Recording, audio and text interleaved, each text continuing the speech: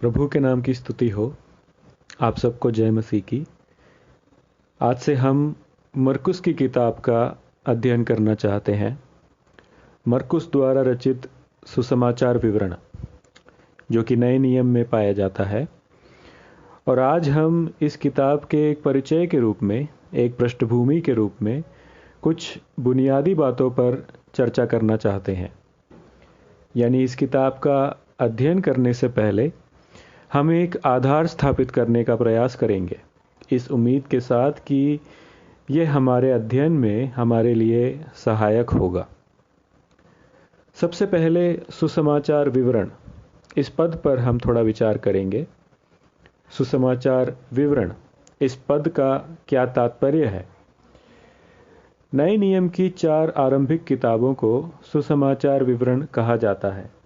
4 अलग अलग लेखकों द्वारा ये 4 किताबें हमें प्रभु यीशु मसीह के जीवन की घटनाओं, विशेषकर पृथ्वी पर उनकी सेवकाई और उनकी मृत्यु और पुनरुत्थान से संबंधित घटनाओं का एक विस्तृत विवरण देती हैं।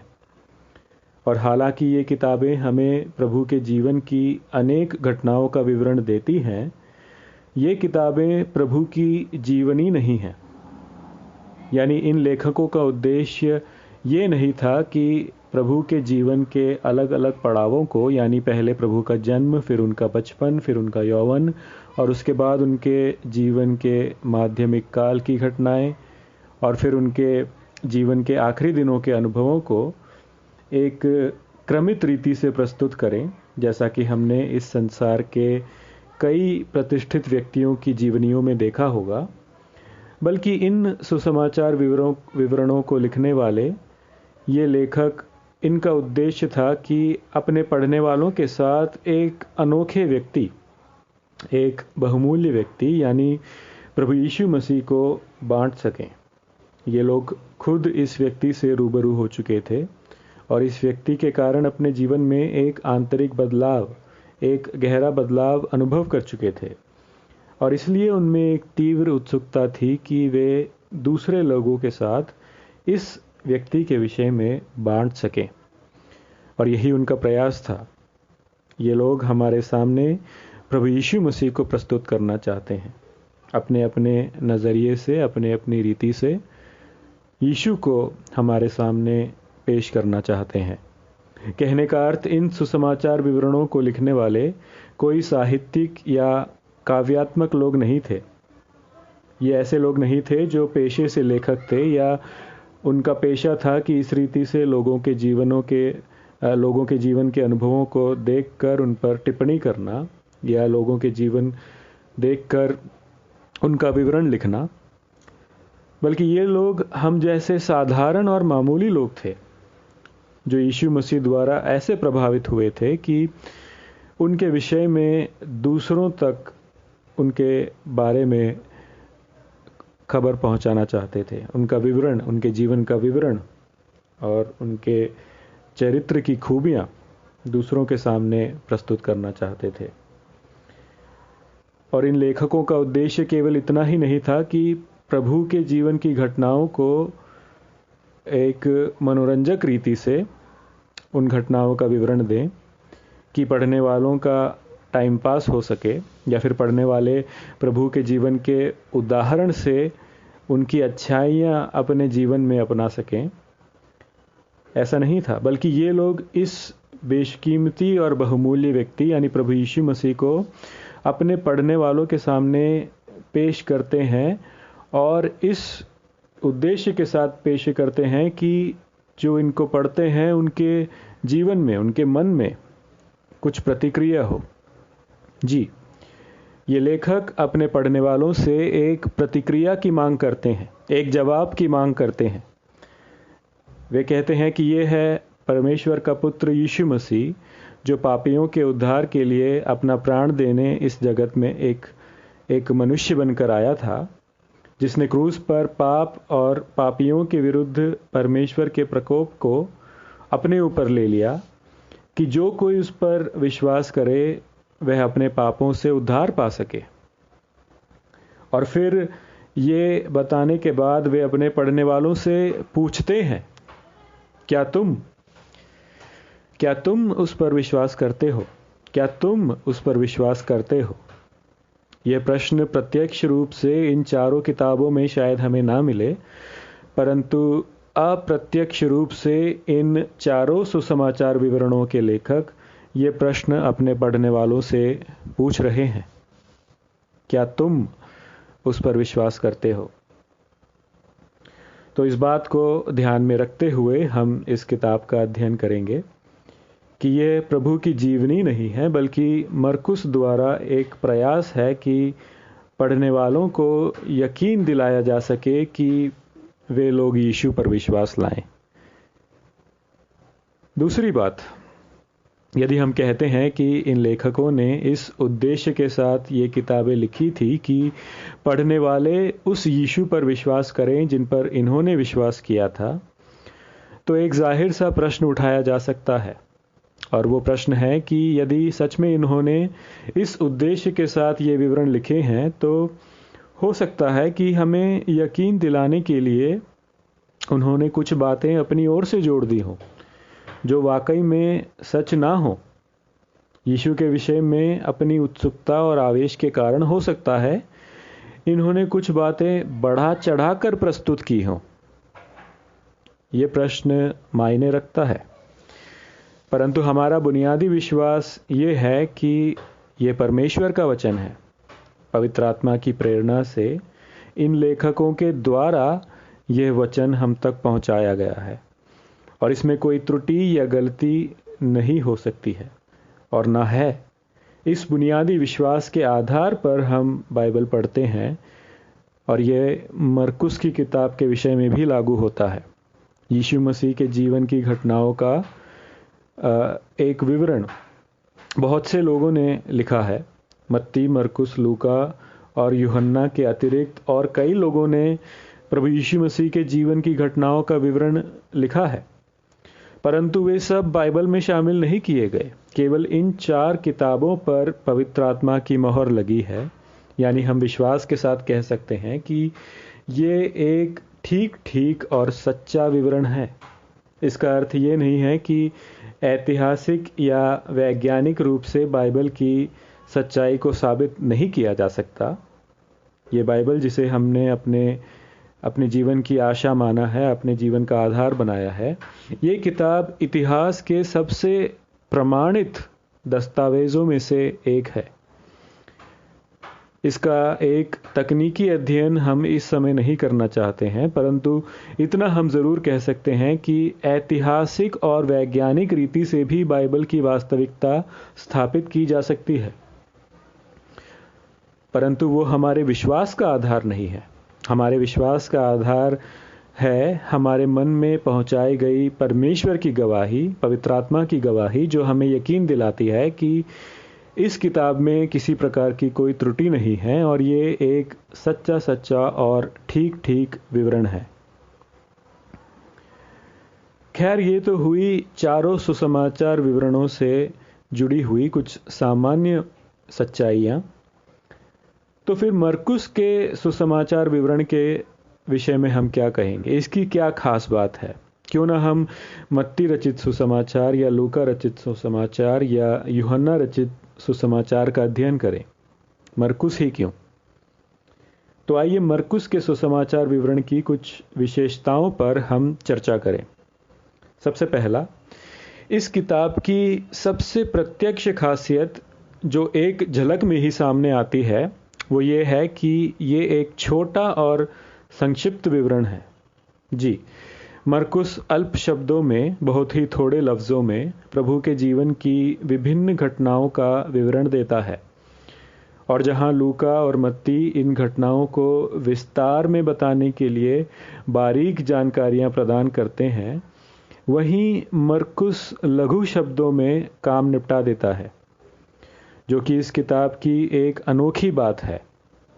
ये किताब अचानक से शुरू होती है और अचानक से समाप्त हो जाती है, और ऐसा प्रतीत होता है कि मरकुस बड़ी जल्दी में है। इस किताब में मरकुस ने लगातार तुरंत शब्द का प्रयोग किया है। 41 बार ये शब्द इस किताब में पाया जाता है। तुरंत ऐसा हुआ और फिर तुरंत वैसा हुआ, और उसके बाद तुरंत कुछ और हुआ। यानी मरकुस प्रभु के जीवन का एक तेज रफ्तार, रोमांच और उत्तेजना से भरा हुआ चित्र प्रस्तुत करना चाहता है।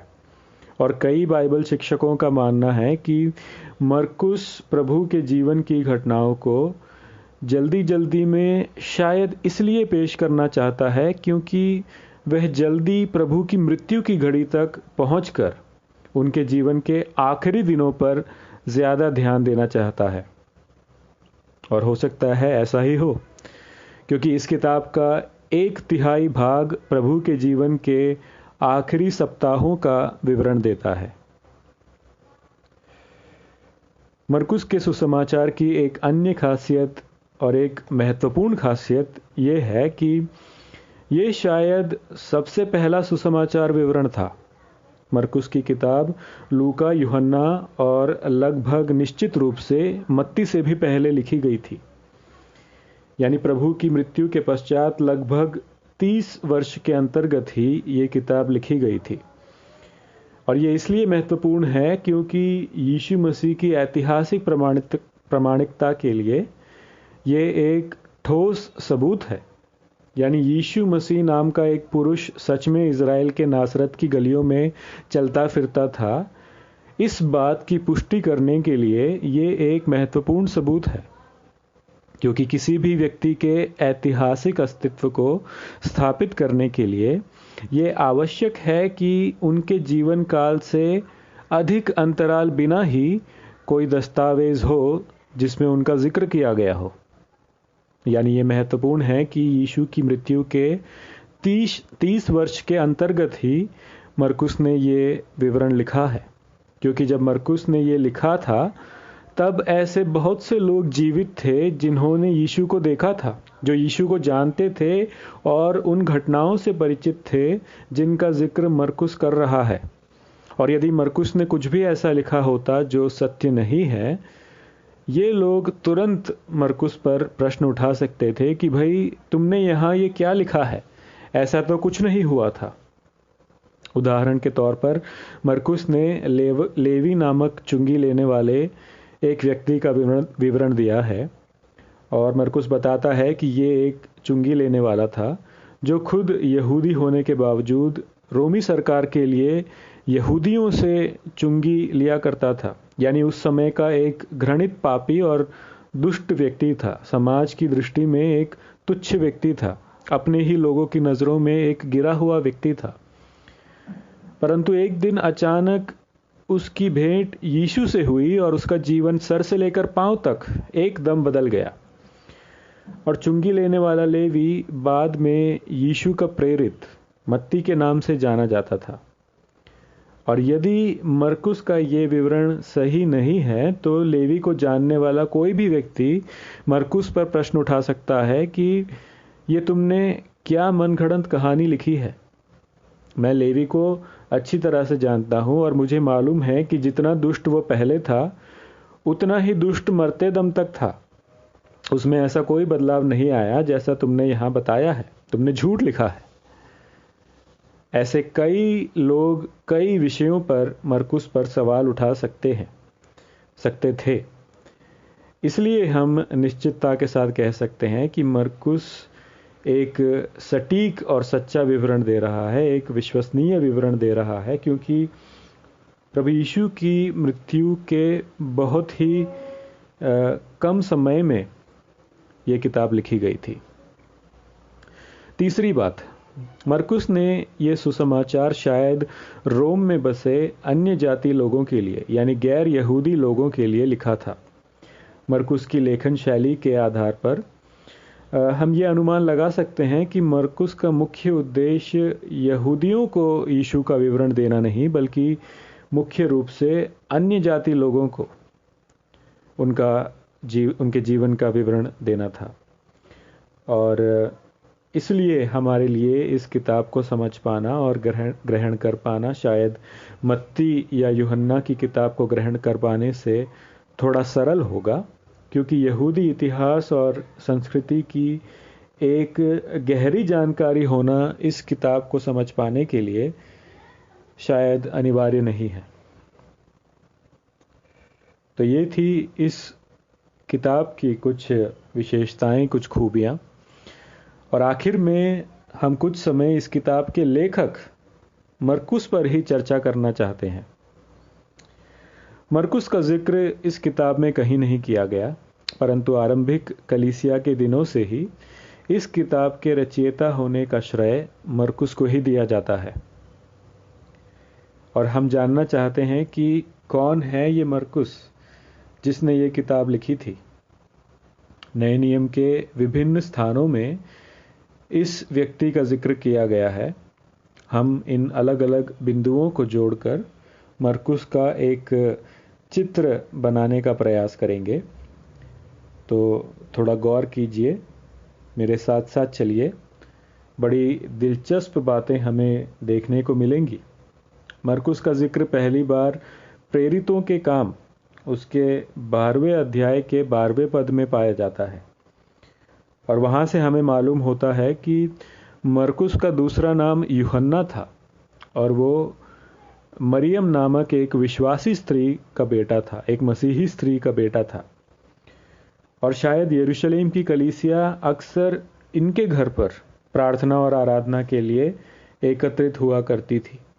कहने का अर्थ, मरकुस एक अच्छे विश्वासी परिवार का लड़का था, एक ऐसी माँ का लड़का था जो परमेश्वर का भय मानती थी और शायद विधवा भी थी। फिर कुलूसियों को लिखी गई पत्री में उसके 4थे अध्याय के 10वें पद में हम मरकुस के विषय में पढ़ते हैं और वहाँ से मालूम होता है कि मरकुस बरनबास नामक सुसमाचार प्रचारक का कजिन भाई, यानी उसके फूफा, चाचा या मामा का लड़का था। तो आप देख सकते हैं कि मरकुस एक ऐसे घराने से संबंध रखता था जो परमेश्वर की सेवा में संलग्न थे। और इसके बाद हम मरकुस को पौलुस के साथ देखते हैं और इसका विवरण हम प्रेरितों के काम उसके 13वें अध्याय में पाते हैं। पौलुस अपनी पहली प्रचार यात्रा पर निकल रहे हैं और बल्कि निकल चुके हैं, और साथ में बरनबास हैं और उनके साथ ये जवान लड़का मरकुस भी एक सहायक के रूप में मौजूद है, जो कि एक बड़े उत्साह और रोमांच की बात है। एक जवान लड़का प्रेरित पौलुस जैसे प्रचारक के संग एक विदेशी राज्य में सुसमाचार प्रचार के लिए जा रहा है। प्रेरितों के काम 13:5 एक बार पढ़ लीजिए। प्रेरितों के काम 13:5। धन्यवाद भाई। फिर हम देखते हैं कि इस प्रचार यात्रा में कुछ घटनाएं घटी जिनके कारण मरकुस निरुत्साहित हो गया और इस प्रचार यात्रा से पीछे हट गया। प्रेरितों के काम 13 में हम इस विषय में पढ़ते हैं। कोई भाई एक बार पढ़ लीजिए जी। यानी मरकुस कह रहा है कि भाई ऐसा है कि ये मेरे बस की बात नहीं है, मैं जा रहा हूं वापस यरूशलेम, अलविदा। और इतना कहकर वो यरूशलेम लौट गया, जो कि बड़े दुख की बात है।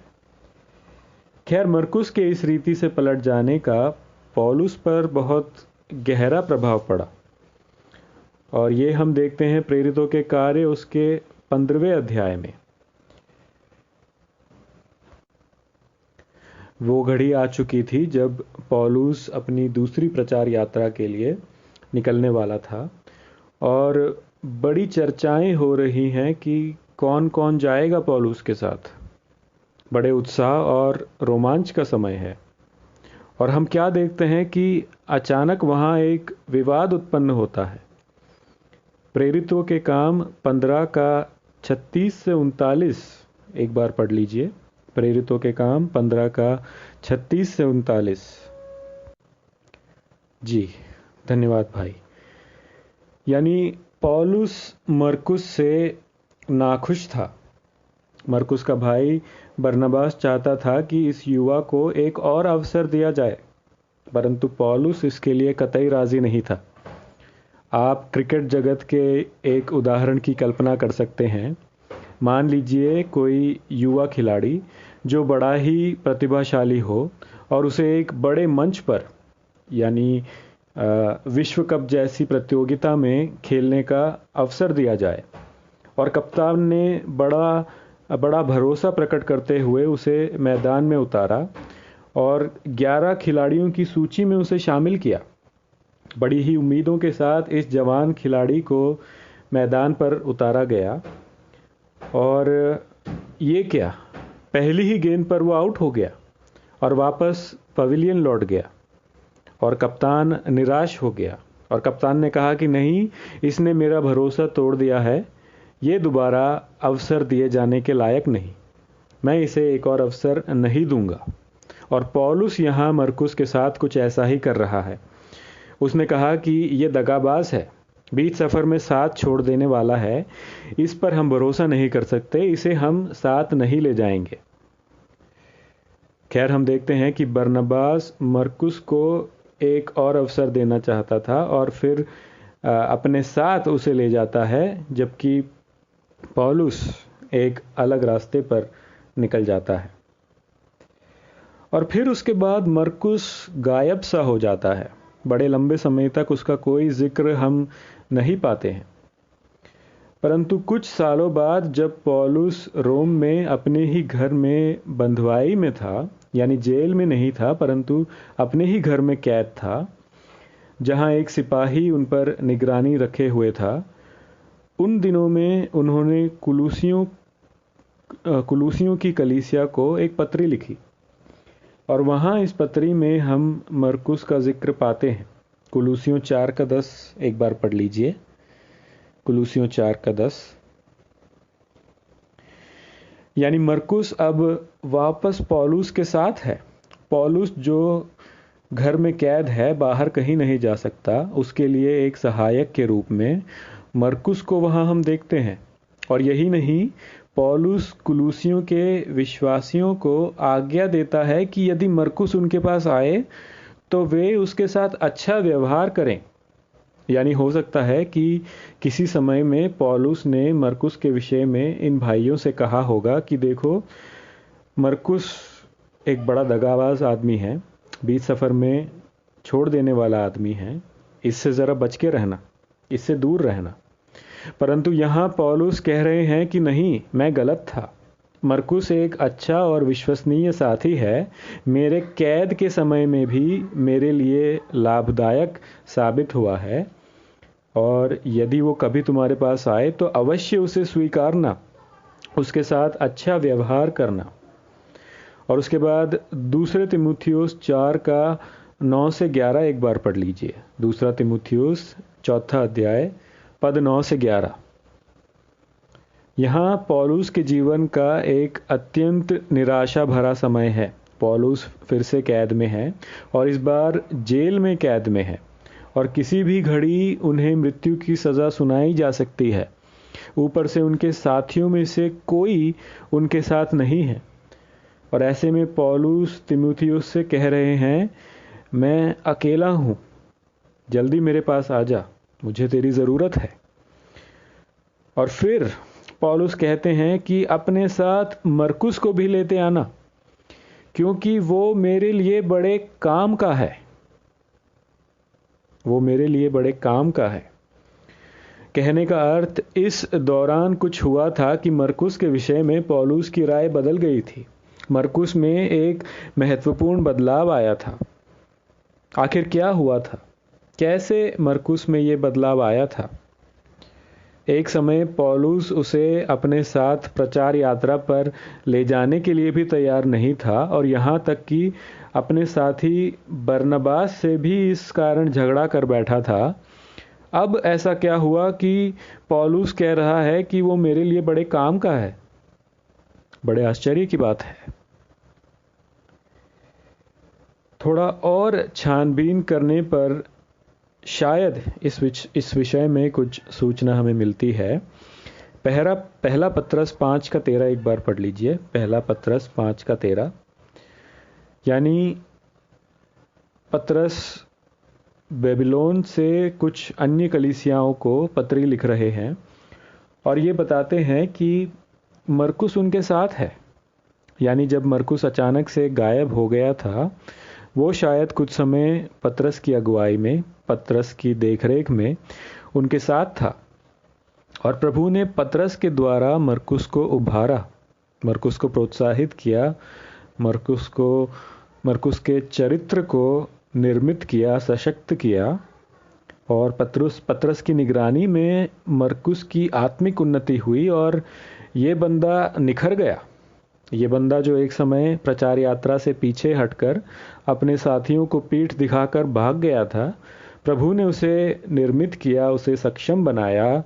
और वही पौलुस जिसे पीठ दिखाकर मरकुस भाग गया था, उसके साथ प्रभु ने उसका मेल मिलाप करवाया। और यही नहीं, प्रभु ने इस व्यक्ति को इस रीति से सक्षम बनाया, इस रीति से इस बंदे को काबिल बना दिया कि प्रभु यीशु मसीह के सुसमाचार का सबसे पहला विवरण इस बंदे के द्वारा ही लिखा गया। और बाइबल के शास्त्रियों और विद्वानों का मानना है कि जब मरकुस पतरस के साथ था, तब पतरस की जुबानी ही शायद मरकुस ने प्रभु के जीवन का आंखों देखा हाल सुना होगा और ये सुसमाचार विवरण लिखा होगा। और इसी सुसमाचार विवरण का अध्ययन हम करना चाहते हैं। हमने योना का अध्ययन करते समय कहा था कि बाइबल का परमेश्वर दूसरा अवसर देने वाला परमेश्वर है। गिरे हुओं को अपना हाथ बढ़ाकर उन्हें अपने पैरों पर खड़ा होने के लिए सक्षम बनाने वाला परमेश्वर है। और शायद ये कहना काफ़ी नहीं होगा कि प्रभु दूसरा अवसर देने वाले परमेश्वर हैं, क्योंकि दूसरा, तीसरा या चौथा अवसर ही नहीं, 10 बार, 20 बार, अनेकों बार गिरने पर भी, अनेकों बार असफल होने पर भी प्रभु हमें दोबारा अवसर देते रहते हैं। ये प्रभु के अनुग्रह की एक महान गवाही है। इस लड़के का जीवन, इस व्यक्ति के जीवन का जो चित्र बाइबल हमारे सामने प्रस्तुत करती है और हमारे लिए एक प्रोत्साहन की बात है। और मरकुस ने जो अनुभव किया था वो हमारे लिए एक प्रोत्साहन की बात है। और हम सुनना चाहते हैं कि मरकुस प्रभु के विषय में क्या कहना चाहता है। हम मरकुस की आंखों से प्रभु यीशु मसीह को देखना चाहते हैं। हम चाहते हैं कि ये बंदा मरकुस अपने प्रभु के विषय में हमें क्या बताना चाहता है। और हम आशा करते हैं कि प्रभु हम पर दया करेंगे और हमारे इस अध्ययन पर आशीष करेंगे। परमेश्वर हम सबको आशीष दे। प्रभु के नाम की स्तुति हो। आमीन।